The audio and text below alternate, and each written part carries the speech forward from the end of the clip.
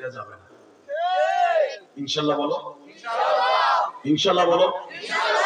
وقضى ربك ألا تعبدوا إلا إياه وبالوالدين إحسانا। ও নবী, আপনার উম্মতকে বলে দেন, আপনার রবের সিদ্ধান্ত ইবাদত হবে একমাত্র রবের। কার? আল্লাহ। জোরে কোন কার? আল্লাহ। ইল্লা ইয়্যাহু ওয়া বিল ওয়ালিদাইনি ইহসানা। ইবাদত হবে রবের, খিদমত হবে মা বাপের। কথাটা কে বলেছে? আল্লাহ। এমন খারাপ কষ্ট হইতেছে না, ঘুমাইছে না, দুই চাচা মাঝখানে এই যে ফার্মের মুরগির মতো ঝিমাইতেছে। কি ব্যাপার, খেতার মধ্যে কি চাষি ঘুমাইতে দেয় না ঠিক মতো? ওয়াজের মাঠে ঘুমান কে চাচা? আল্লাহু আকবার জোরে বলেন তো দেখি। ওয়াজের মাঠে যারা ঘুমায় আমি মনে করব তার ঈমানের দুর্বলতা আছে। ওই চাচা চার দোকানে বইয়া 3 ঘন্টা হুজুর প্রবর্তন করে। হালা কোন চাচা ওয়াজ দেয়া এই যে ফার্মের মুরগির মতো মনে হয় হারা রোগ হইছে, বাত হইছে, বাত।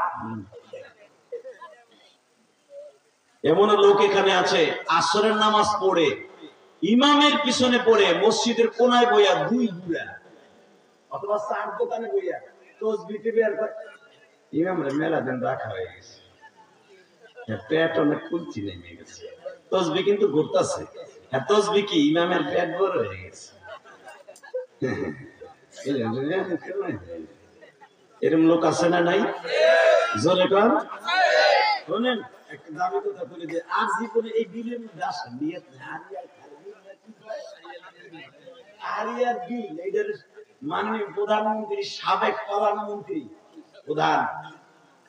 প্রধানমন্ত্রী উনি চেয়েছিলেন এটার এয়ারপোর্ট বানাইতে।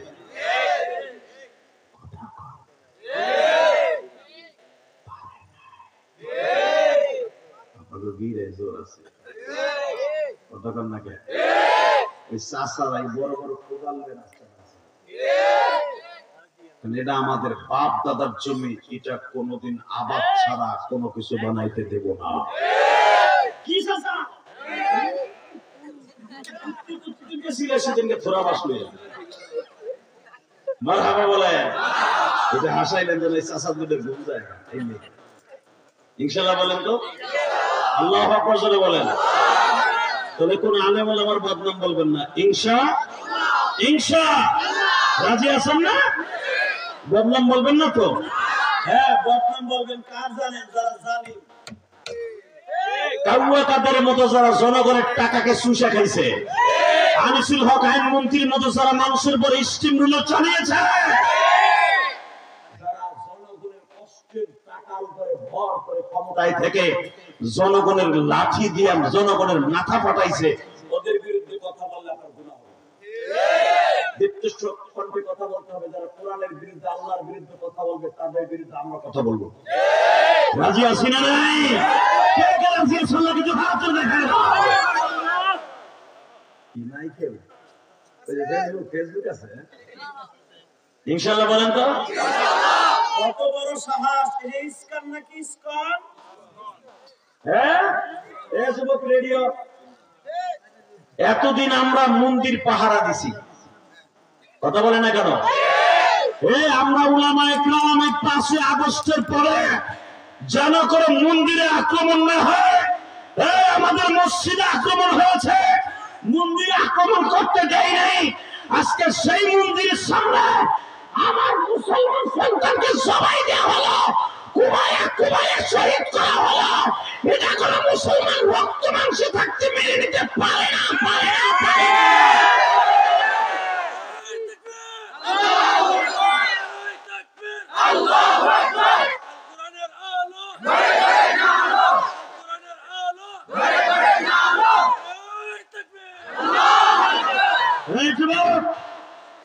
তোর মতো একটা টকবগ যুবক ছিল এই শহীদ আলিফ, কথা বলে না কেন? আলিফ মাহমুদ ছিল তোর মতো টকবগ একটা ন্যায়নিষ্ঠার অ্যাডভোকেট। ওর কাজ ছিল যারা, ওর কাজ ছিল ওই ফাইলগুলো সে ডিল করতো, ওই মামলাগুলো লড়তো যারা নবমুসলমান। নতুন মুসলমান হয়েছে তাদের পক্ষে রক্তর বিন্দু মাত্র রক্ত দিয়ে হলো চেষ্টা করছে তাদের মামলায় জিতে ইসকনের খাটাসগুলা বেঈমানের বাচ্চাগুলা আকারাগুলা ইসকনের সবচেয়ে বড় ইসলামের দুশমনগুলা মুসলমান যখন হইতো তাদেরকে বিভিন্ন প্রবঞ্চনা দিত, বিভিন্ন ভাবে মারতে টর্চারিং করতে চাইতো। এই আলী তাদেরকে উৎসাহ দিয়ে টাকা দিয়ে পয়সা দিয়ে বিনা পয়সায় তাদের কেসগুলো লড়তো এবং এফিডেভিট নামা ও নিজে করে দিত। এইটা ছিল এই ইসলামের সবচেয়ে বড় শয়তান। যারাই মারছস বাংলাদেশের মানুষকে চিনস না, কথা বলেন না কেন? আরো জোরে বলেন, বাংলার মুসলমানদের চিনস না। এরা পাকিস্তানি হানাদার বাহিনীদেরকে কুত্তার মতো এই দেশ থেকে পিটাইয়ে খেলাইছে। আবার ইসকনের প্রত্যেকটা বেঈমান গুলাকে বাংলা সারা কুত্তার মতো পিটাইয়ে খেলা দিয়েছে।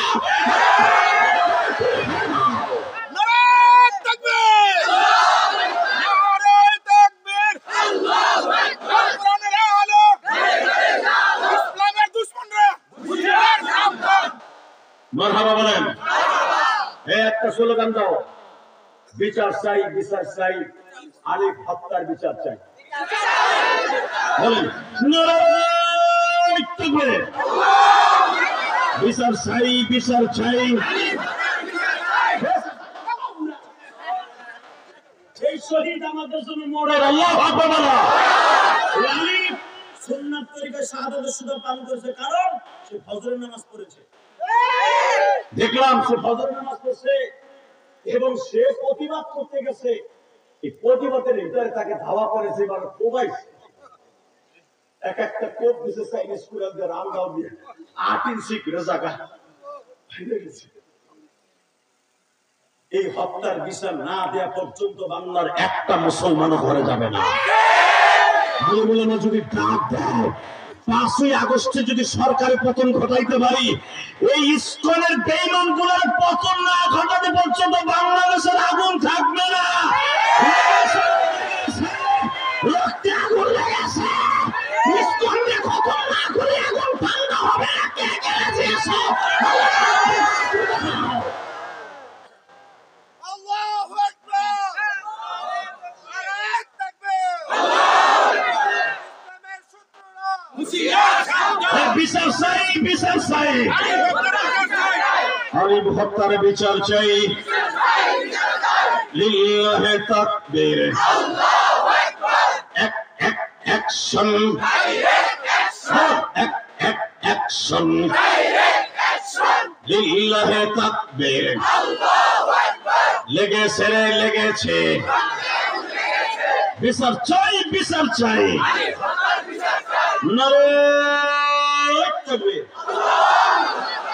হয়তো এই শুক্রবার সারা বাংলাদেশে দাবানলের মতো আগুন জ্বলবে। কেন আমার কলিজার ভাই কি অন্যায় করেছিল? কেন তাকে নিঃসঙ্গভাবে হত্যা করা হলো, শহীদ করা হলো? তার বিচার না হওয়া পর্যন্ত বাংলার অন্তত কোন যুবক থামবে না।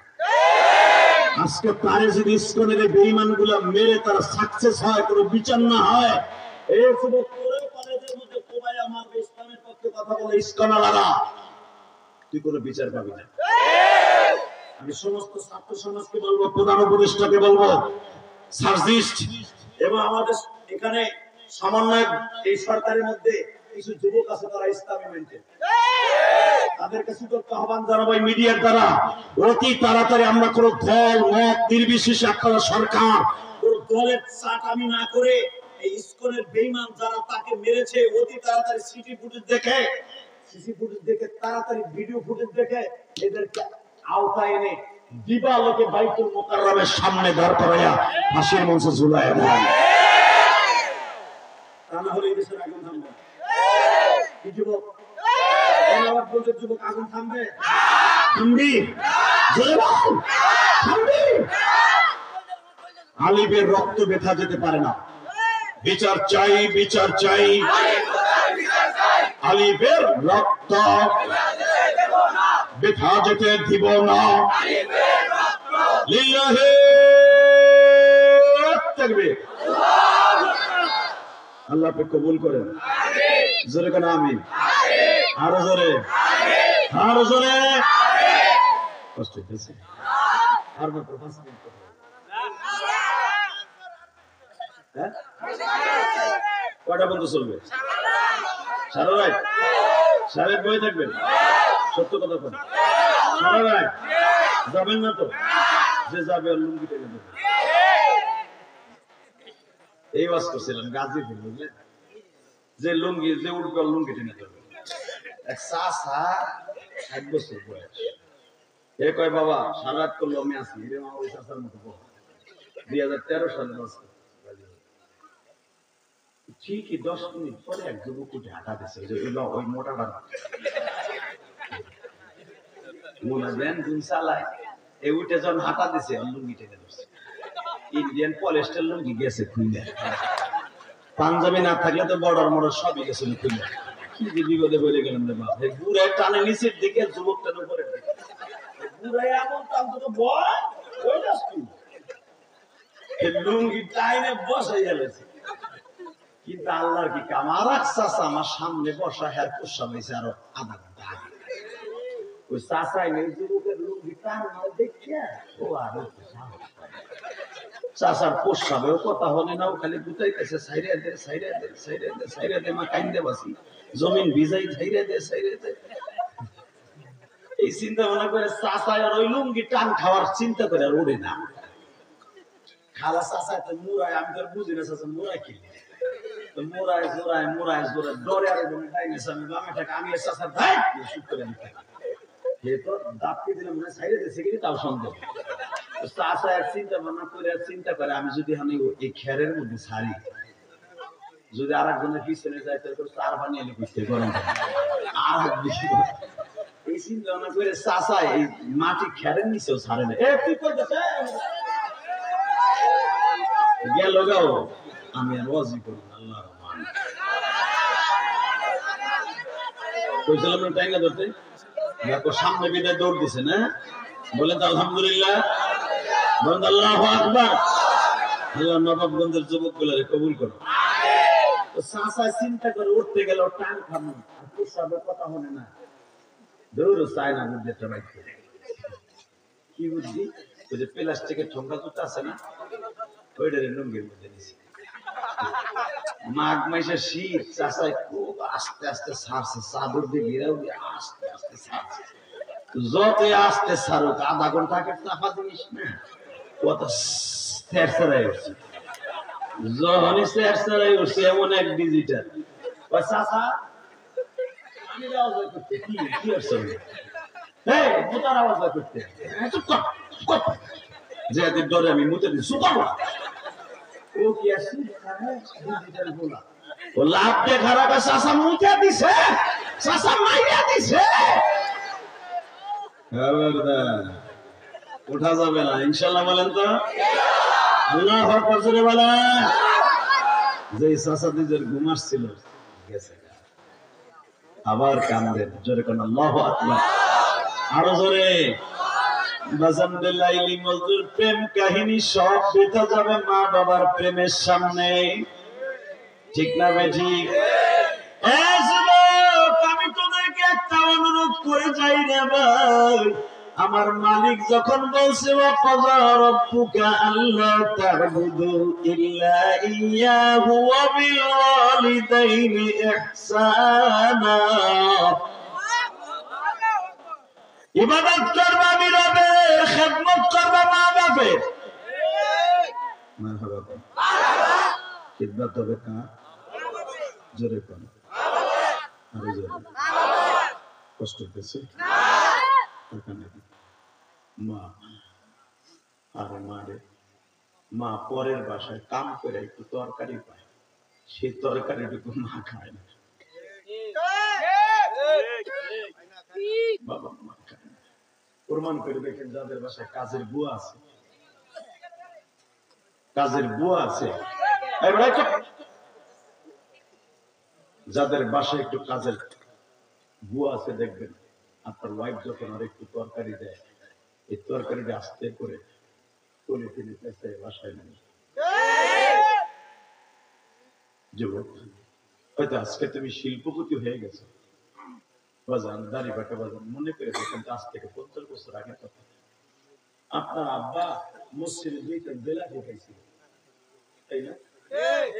জেলা ফেটে আব্বা খায় না, এখনো খায় না। আগে খাই নাই তোমার আমার জন্য, এখন খায় না নাতিদের লেগে। গেলে তো তুমি দাদা আমার লাগে কি আছে, পকেটে পয়সা নাই, তুমি তো তোমার বাপে টাকা দাও না। ওই জেলা ফেটিটা নাতির হাতে দিয়ে নে খাও। জেলা ফেটিটার নাতি 2টা খায় আর দাদার লেগে দোয়া করে। বাবা আমি জীবনে দাদা দাদি কি আমি দেখিনি, আমার মতো কপাল পরে ময়দানে কেউ নাই। আমার দাদা দাদি কেমন, আমার জন্মের 5 বছর আগে দাদা মারা গেছে, 7 বছর আগে আমার জন্মের, দাদি মারা গেছে 5 বছর আগে।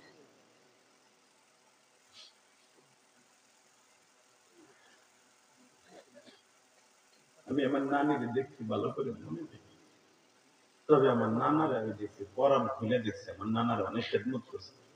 আমার যখন 10 বছর বয়স, তখন আমার নানা আমার গোপালগঞ্জের মধ্যে আল্লামা শামসুল হক ফরিদপুরের হাতে গড়া ছাত্র ছিলেন আমার নানা। আর আল্লামা শামসুল হক ফরিদপুরি এমন একজন আলেম ছিলেন, বাংলাদেশে আধ্যাত্মিক রাহবার। আল্লামা শামসুল হক ফরিদপুরি ব্রিটিশ আন্দোলনে আইয়ুব খানকে বলেছিল, খান শয়তান আইয়ুব খানকে বলেছিল, টাকার দ্বারা গরু ছাগল কিনতে পাওয়া যায়, শামসুল হককে কিনতে পাওয়া যায় না।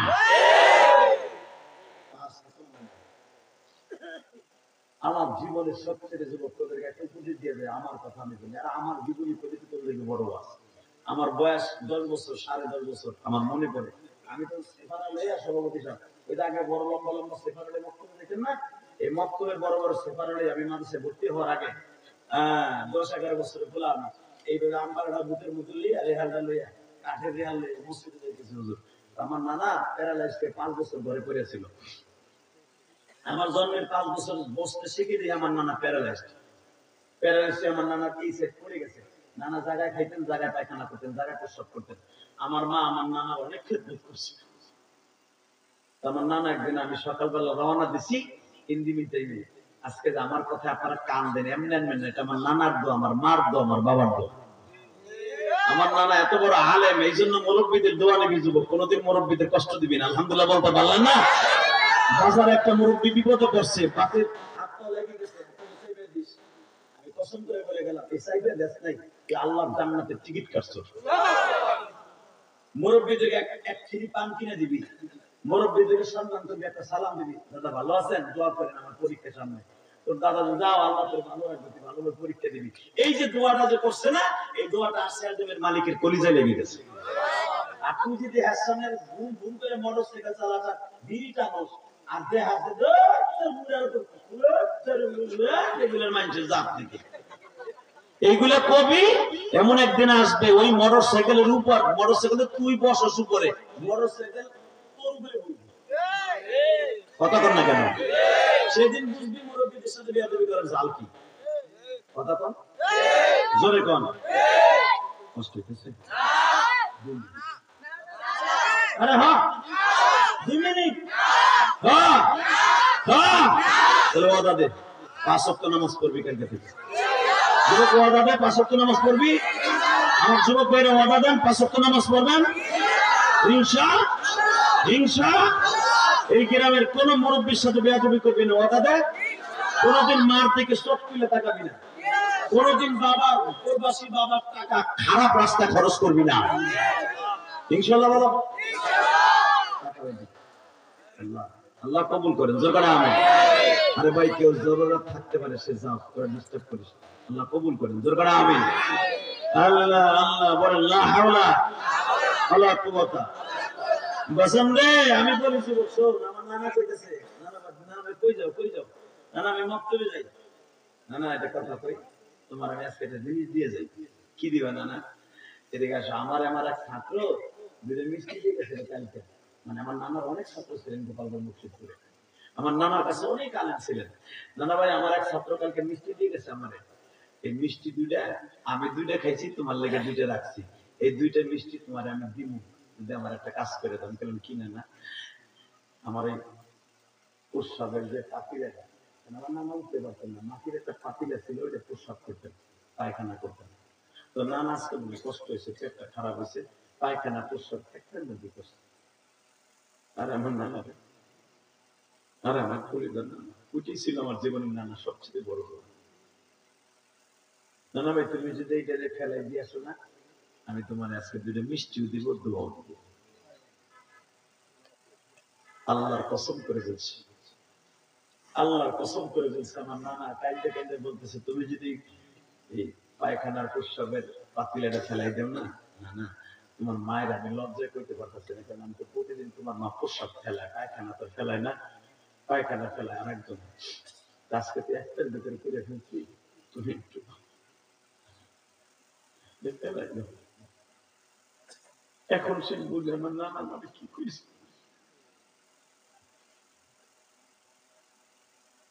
অনেকে কোন ইলিয়াস রহমান যে বেশি কান দেয়, আরে ভাই কান্দার ওয়াজ করতে তাহলে নিজেই বলেছি, কথা বলেন না কেন? কান্দার কথা আল্লাহ কোরআনে কয় নাই? কেউ যদি কান্দার বিরুদ্ধে কোন আলেম কথা বলেছে, সাথে সাথে বেঈমান হয়ে যাবে, ডাইরেক্ট কাফের হয়ে যাবে সে। কোনদিনও তার আমল, নিজের আমল আসমানে যাবে না। আমার ওয়াজে মানুষ কেন কান্দে জানো? একমাত্র আমার নানার দোয়া, আমার মার দোয়া, আমার আব্বার দোয়া। আমার সাথে বড় বক্তা বাংলাদেশে বড় আলেম আছে, কিন্তু আমার মতো কান্দনের বক্তা নাই। আমি চ্যালেঞ্জ করে বলি, এটা আল্লাহর শুকর, এটা আমার ক্রেডিট না, এটা আমার ইলেমের বাহাদুর, আমার মায়ের দোয়া, আমার বাবার দোয়া, আমার নানার দোয়া।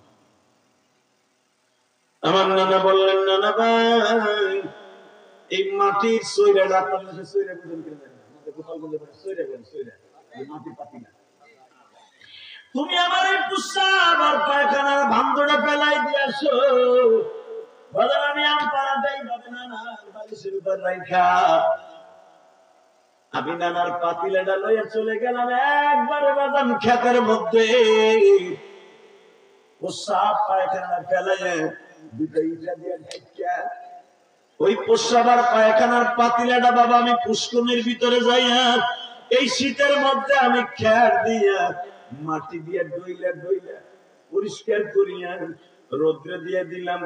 আমার নানা মনে মনে ভাবছে আমি পাতিলাটা বুঝি শুদ্ধ পায়খানা শুদ্ধ ফেলাই দিয়ে আসছি। আমি চলে গেলাম মক্তবে, আমার নানা আমার বারবার বলতেছে, নানু ভাই পাতিলাটা কি ফেলাই দিছো? আমি মক্তব থেকে আইসে দেখি পাতিলাটা শুকায় গেছে। আমার নানা বলে, নানা ভাই পাতিলাটা কি ভাঙ্গে ফেলাইছো?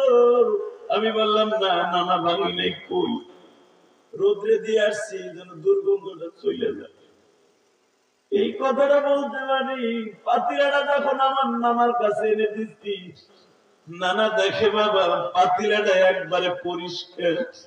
নানু ভাই তুমি কি দিয়ে পরিষ্কার করছো? না আমি কাদা দিয়ে ডলছি না,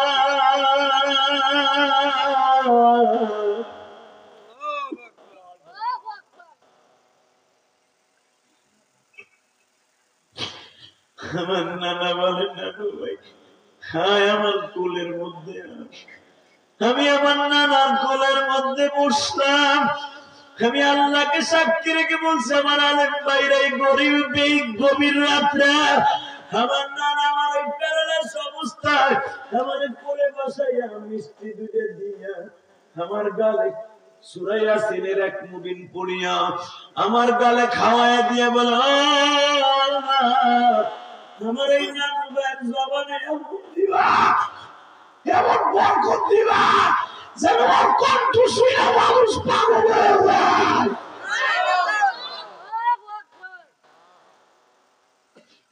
বাজান সভাপতি সাহেবের বাসায় আমি আজকে রাতের খাবার খাইলাম। তার বিবি এবং তার আরো লোকজন মিলে এত দামি দামি খাবার আমারে খাওয়াইছে। যখন আমি দেখি বাবা 2-3 প্রকার গোশত মাছ দামি দামি খাবার আমার সামনে আসে, তখন আমার নানার কথা মনে পড়ে যায়। আমার নানা বলছিল, নানু ভাই আল্লাহ জানো আমার চাইতে তোমার অনেক বড় মামা। আমি বাংলাদেশের অনেক জেলায় ওয়াজ করতে গেছি, না তোমার যাব বাংলাদেশের বাহিরে বাবা।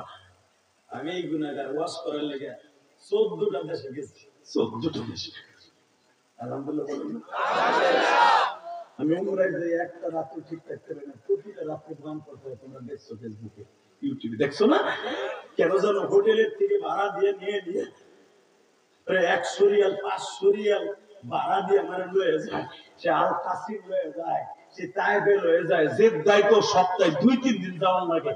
ওয়াজান তখন আমি মনে মনে ভাবি, দিয়াজরে তোর কিসের দাম আছে? এই দামের অধিকার তো তুই না। তোর মতো তোর সাথে বড় বড় আলেম ওই নবাবগঞ্জের মসজিদে পড়ে রয়েছে, তোরে কেন ভাড়া দিয়ে প্রবাসীরা লয়ে যায়? তোরে কেন লক্ষ লক্ষ টাকা খরচ করে যুবকরা লয়ে যায়? একমাত্র কারণে এটা তোর কে দেখ না, এটা তোর নানার দোয়া, এটা তোর মার দোয়া, এটা তোর বাবার দোয়া। আল্লাহু আকবার বলতে হবে। মুরব্বিদের দোয়া নিবি না ভাই? নিবি না যুবক ভাই? নিবি না? বাবার দোয়া নিবি না? আয়, আমি তোর দুটো পাও ধরে বলছি, কোনদিন মুরব্বিদের কষ্ট দিস না, কষ্ট দিস। ওই যে আমার নানা যেদিন থেকে আমার দোয়া করে দিল, সেদিন থেকে আল্লাহ আমার বেরেন এমন ভাবে খুলে দিত, আমি আর কোন পরীক্ষা কোনদিন ফেল করিনি। আলহামদুলিল্লাহ বলতে পারলেন? তো তোমরাও কি মা বাবার দোয়া নিবা না ভাই? নিবা? নিবা? আহারে মারে, পরে বসে কাম করে একটা পোলারে ডিসি মা শুনছে যে ডিসি পাস করে, ডিসি এর যে ক্যাডার এটা মা বুঝতো না। মারহাবা বললেন না?